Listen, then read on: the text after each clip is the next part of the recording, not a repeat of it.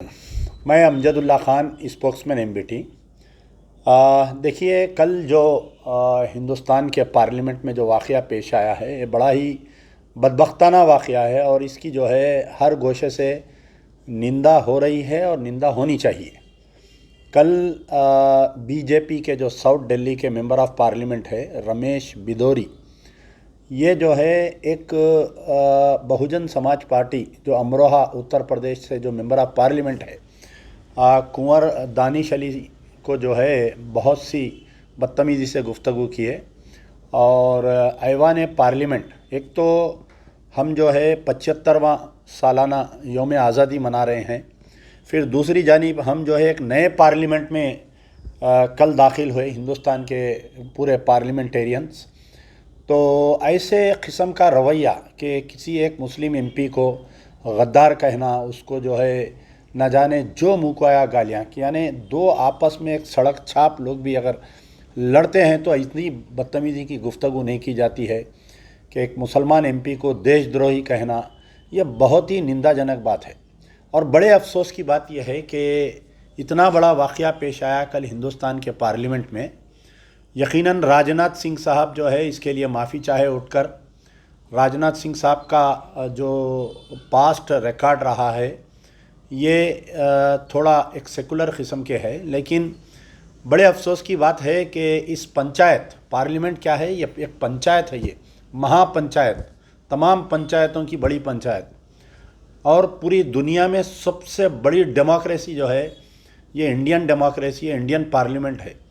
तो ये महापंचायत के सबसे बड़े मुखिया हमारे प्राइम मिनिस्टर नरेंद्र मोदी साहब अभी तक भी जो है इस वाक़े की ना निंदा किए हैं, ना मेंबर ऑफ पार्लियामेंट के ख़िलाफ़ में कोई एक्शन लेने पर बात किए हैं।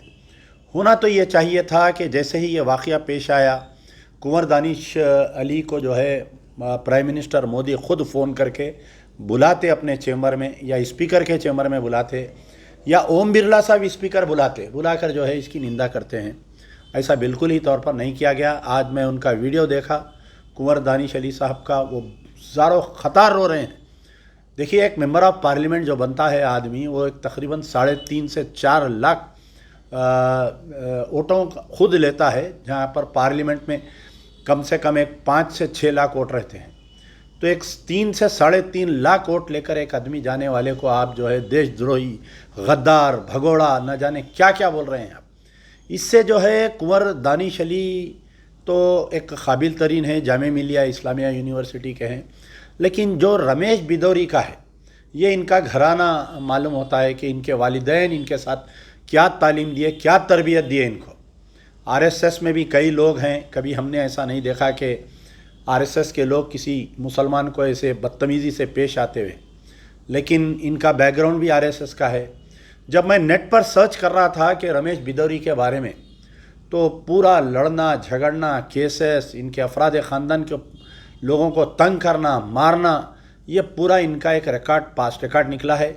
मैं न सिर्फ कुंवर दानिश अली, अगर आप देखिए आज से ऐसा ही कुछ दिन पहले अबू आसिम आज़मी के साथ भी मनसा के एमएनएस के कुछ 4 एमएलए जो है पार्लियामेंट ऐवान असेंबली में ऐसी बदतमीज़ी किए थे।